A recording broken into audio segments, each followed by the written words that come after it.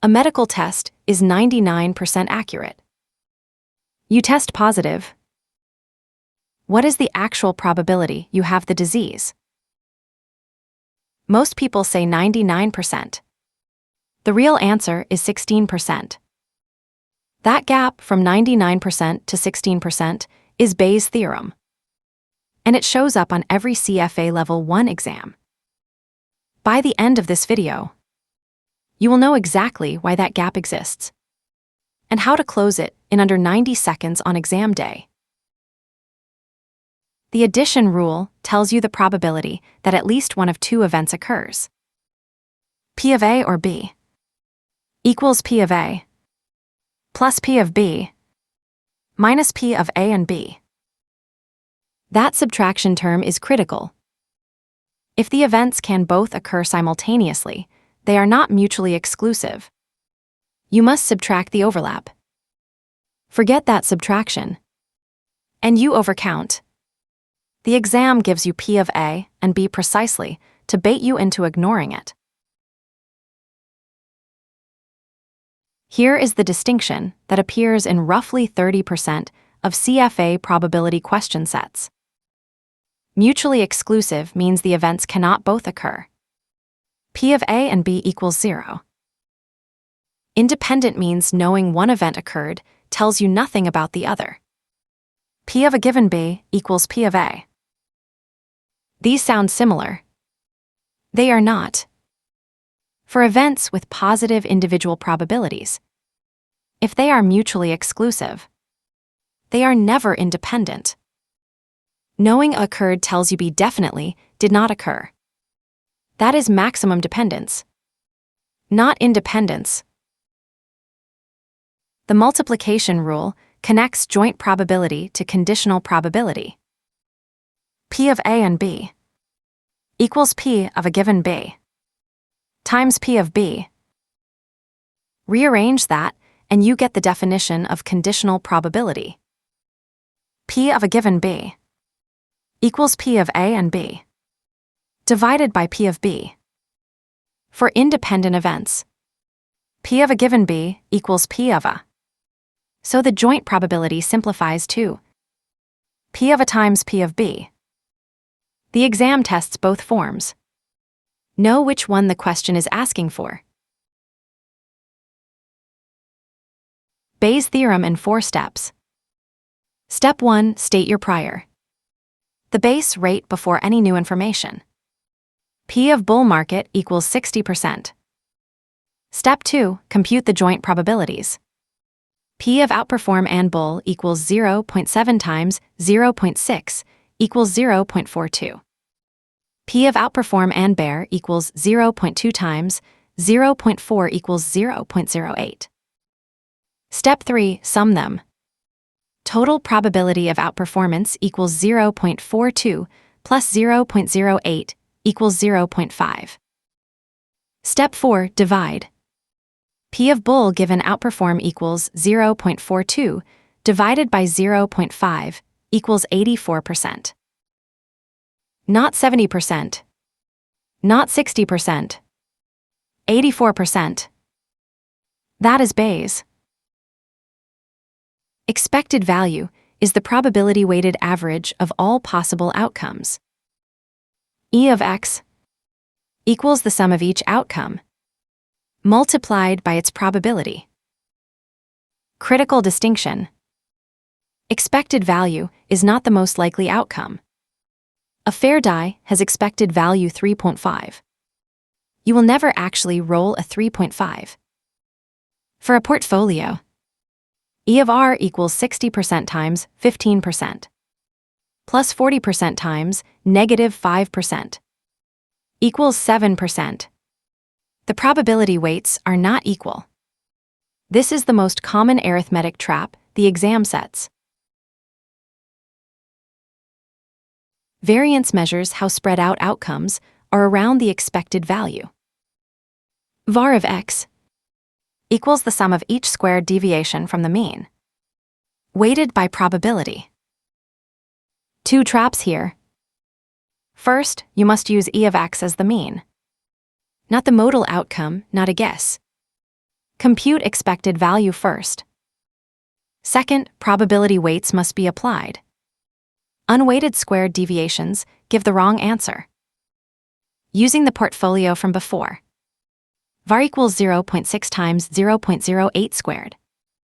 Plus 0.4 times negative 0.12 squared. Equals 0.0096. Standard deviation equals 9.8%. Covariance and correlation both measure how two assets move together, but they are not the same. Covariance tells you the direction of co-movement, positive or negative. But it is not standardized. A larger covariance does not mean a stronger relationship. It could just mean larger return scales. Correlation fixes that. Divide covariance by the product of the two standard deviations. And you get a value bounded between -1 and +1. If your computed correlation is outside that range, you made a formula error. Check immediately. Combinations and permutations. The exam signals which one to use through specific language. When you see committee, portfolio, group, or select, order does not matter. Use combinations, C of nr equals n factorial, divided by r factorial times n minus r factorial. When you see ranked, first, second, third, assigned to distinct roles or slate, order matters. Use permutations, P of nr equals n factorial, divided by n minus r factorial.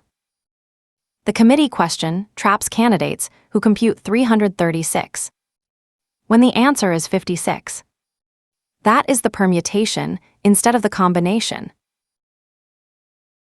Exam question. A portfolio manager believes the economy has a 60% probability of expansion and 40% probability of recession. During expansion, expected return is 15%. During recession, expected return is -5%. What is the expected portfolio return? Pause here and work it out. The answer is B, 7%. E of r equals 0.6 times 15%, plus 0.4 times -5%, equals 9% minus 2% equals 7%. The trap, 5%, is the unweighted average of 15 and -5. The exam always uses asymmetric probabilities, so that the simple average gives the wrong answer. Bayes' theorem question. An investment manager outperforms in bull markets 70% of the time. P of bull equals 0.6.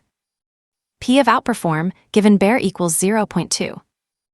Given the manager outperformed last year, what is the probability it was a bull market?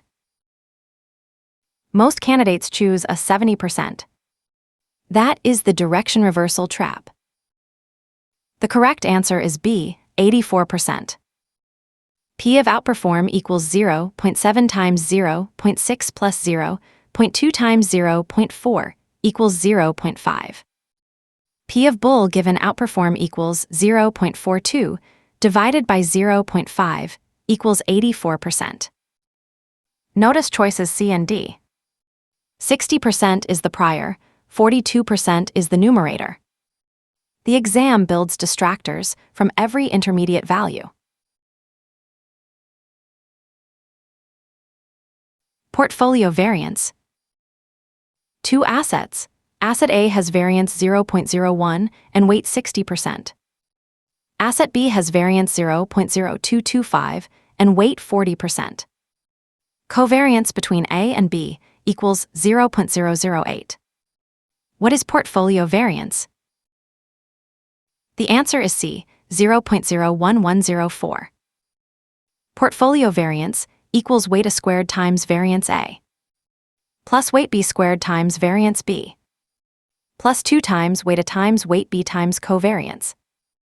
That is 0.36 times 0.01, plus 0.16 times 0.0225, plus 0.48 times 0.008, equals 0.0036 plus 0.0036 plus 0.00384, equals 0.01104. The trap, choice D, uses unsquared weights. Expected return uses unsquared weights. Variance does not. Combination versus permutation. 5 finalists are being ranked first, second, and third for an investment banking position. How many different rankings are possible? The answer is B, 60. The word ranked signals order matters. Use permutations.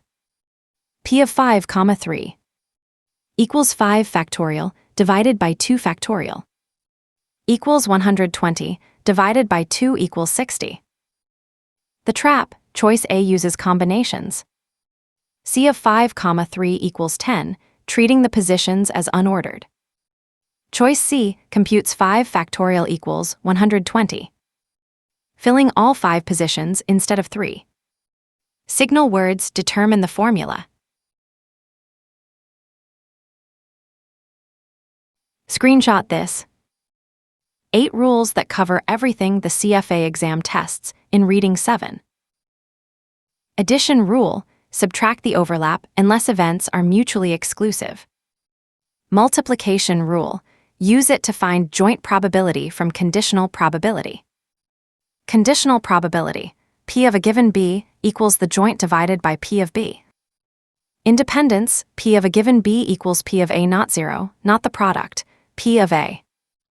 Bayes' 4 steps, prior joint total probability divide, always draw the tree. Expected value, probability weighted average, never equal weights unless stated. Variance, squared deviations from E of X, probability weighted, square the weights in portfolio variance.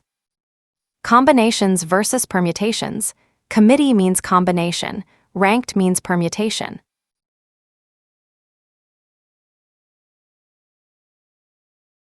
Three rules that save time on exam day. First, when you see the word given in a question, write out the conditional probability notation immediately.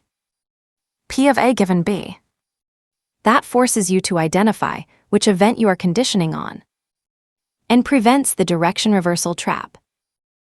Second, for any Bayes question, draw the probability tree before touching the formula. The tree forces you to compute P of B in the denominator. Candidates who skip the tree skip the denominator and get the wrong answer. Third, when the question says portfolio variance, write the full formula, including the 2W a WB COV term. Every time. The covariance term is the most frequently omitted step in CFA Level I math. If this was on your exam tomorrow, you would get it right.